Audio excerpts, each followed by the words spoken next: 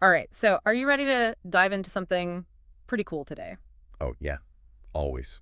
Okay, well, today we're looking at the Unitree G1, Uh-huh. which is this humanoid robot that, honestly, just from the articles and the YouTube video you sent over is Yeah, pretty amazing and has some surprises that I was not expecting at all. it really is kind of mind-blowing when you think about it. Like, Yeah. not very long ago, the idea of a humanoid robot that was anything close to this was science fiction, Right. and here we are. Yeah, and it's not like we're looking at some prototype that's Yeah, stuck in a lab somewhere. exactly. This thing is like ready to go.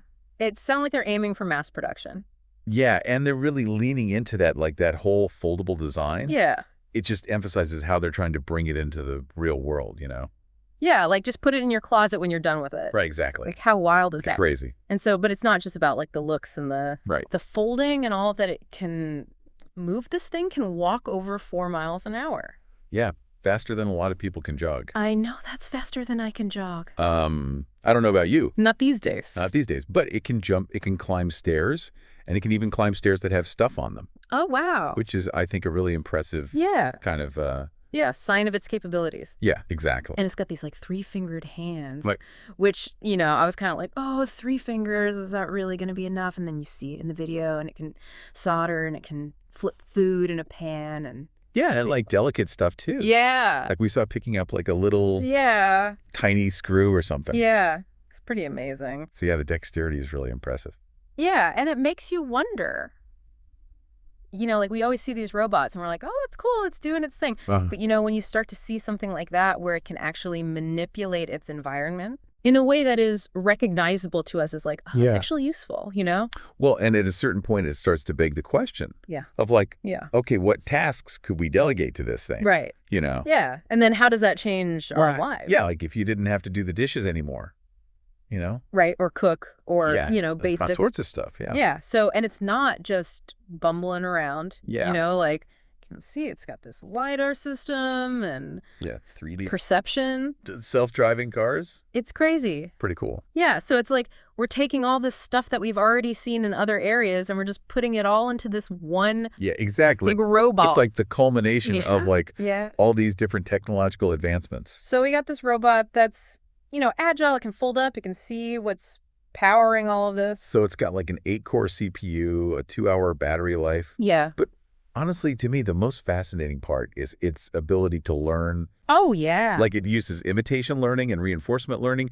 So it's not just programmed to do a specific thing. Right. It can actually watch someone do something and then figure out how to do it itself. It can learn. Yeah, it's constantly getting better, Yeah. which is kind of wild when you think about the implications of that. Yeah, like what if it could just learn to do like all the stuff you need around the house Yeah. just by watching you? Exactly. Like just follow you around for a day and then it knows how to do everything. Yeah. I mean, that would be kind of amazing. That would be pretty awesome. Yeah. And here's the other thing, the price, this is where I was really surprised. Yeah. It's $16,000. Which it's like obviously not nothing. Right, it's not cheap. But compared to other robots, like you look at Boston Dynamics Atlas or something like that, Right. this is significantly cheaper. Yeah, it's like orders of magnitude cheaper. It even puts it in the same like realm as Tesla's Optimus robot that they're talking about. Yeah, and that's supposed to be, their big push to make robots It's exactly. mainstream.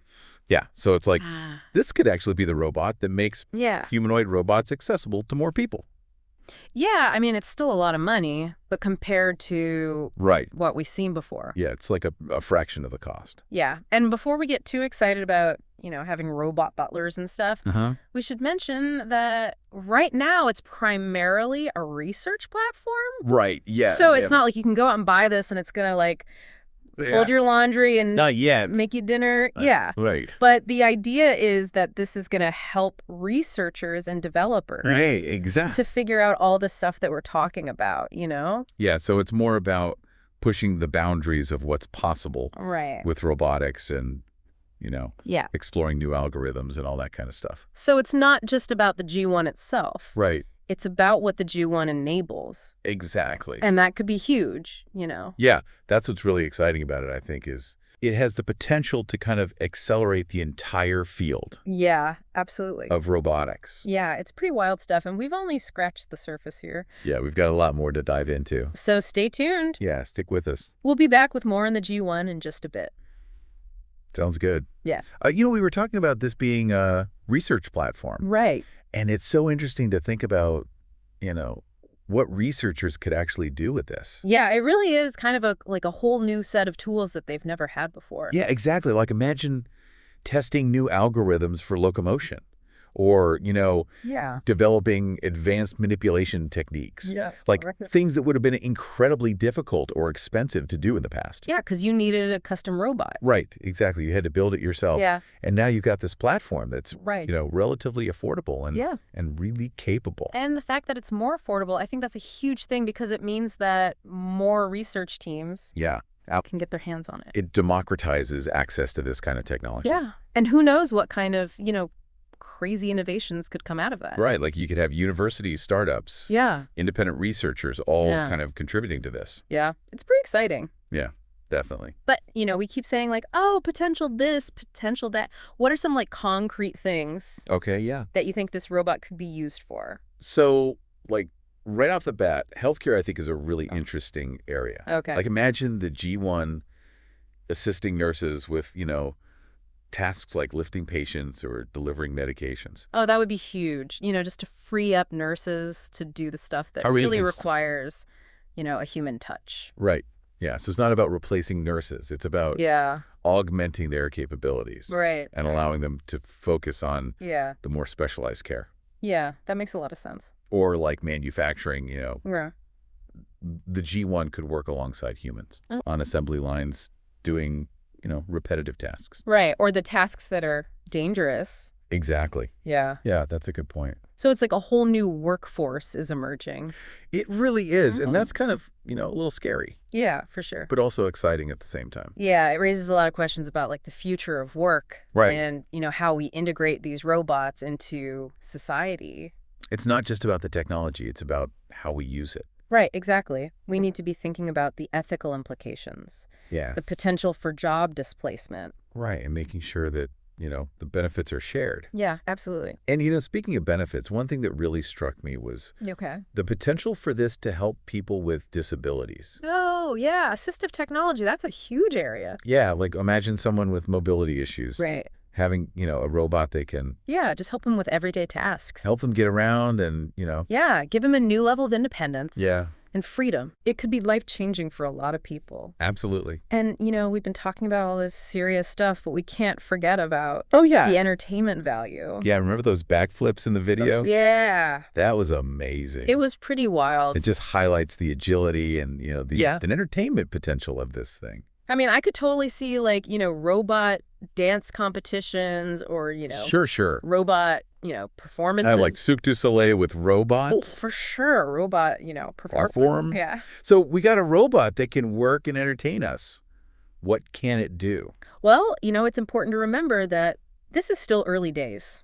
Right. The technology is evolving. Right. There are still challenges to overcome. Right. We have to think about safety and responsibility. Yeah, how do we prevent misuse? Exactly. How do we make sure that... And especially with the learning aspect. Yeah. Like, how do we make sure it's learning the right things? Right. And that it's not going to, turn on us or something. Exactly. Yeah. It's a lot to think about. It's complex. It's a multifaceted issue. It is, but it's something that, we can't ignore. Right. We have to address it head on. Yeah, absolutely. It's a whole new era of robotics. It is. And, we're just at the beginning of it. Yeah, it's exciting and a little bit daunting. It is, but it's important that we talk about it. For sure. And we're going to keep talking about it in part 3. Yeah, we'll be back.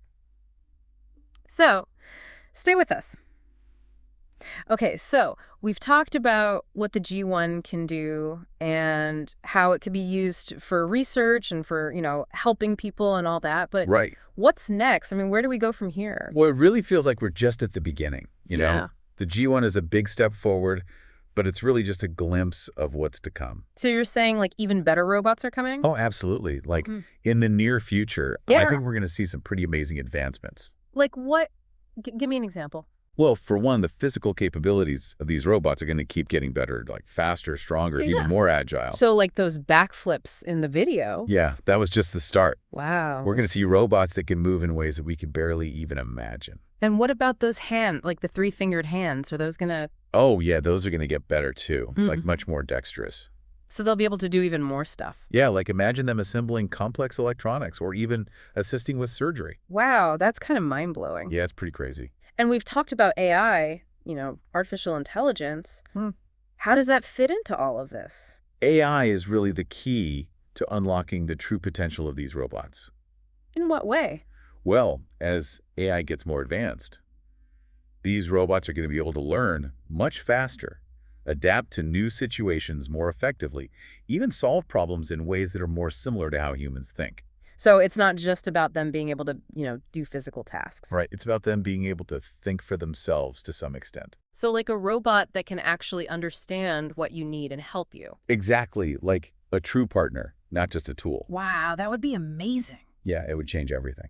And what are the cost of these robots? Like, will they ever be affordable for, regular people? I think so. Yeah. Yeah, as the technology matures and production costs come down, we'll see the price of these robots become much more accessible. So you're saying like someday everyone could have a robot? Yeah, it could be like smartphones. Everyone has one. Wow, that's a pretty wild thought. Yeah, imagine having a robot that could help you with chores, keep you company, even teach you new things. It would be like living in the future.